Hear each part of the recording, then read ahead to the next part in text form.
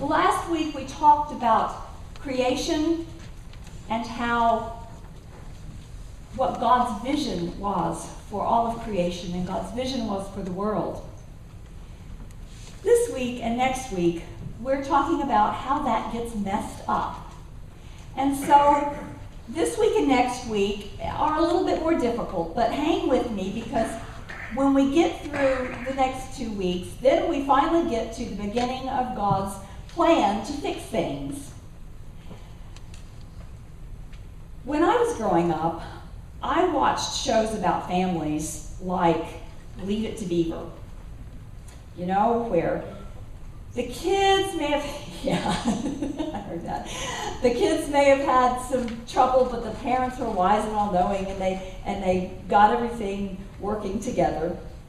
And then when I was a young adult, there were shows like The Simpsons, where once again there were troubles, but by the end of the time, somehow family love sort of conquered all. I mean, The Simpsons it's a really very interesting show theologically. Now we have shows on that nothing ever gets fixed, and it just continues, the struggles, on and on and on.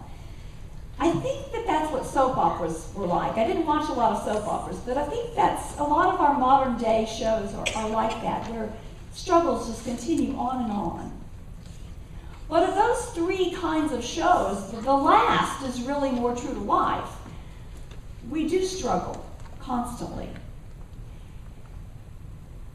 And the Bible, these stories in Genesis, tell us why we struggle and about what kind of people we are that struggle and about what our issues are.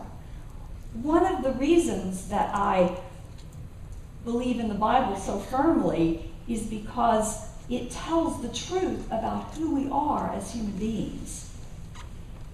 And it tells a truth that's not always very pretty and not always fun to read, but it really is the way we are. I always get irritated when people say, oh, well, the Bible's not relevant anymore.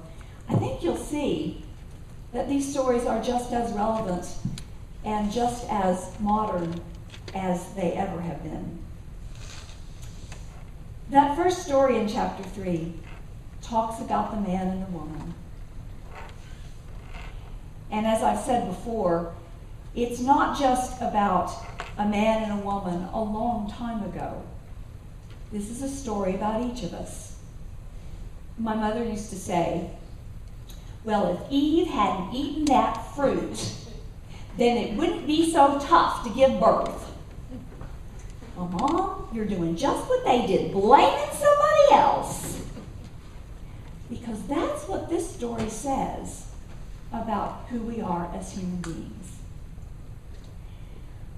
Number one, it says, we want to be like God without taking the time to be formed in the image of God.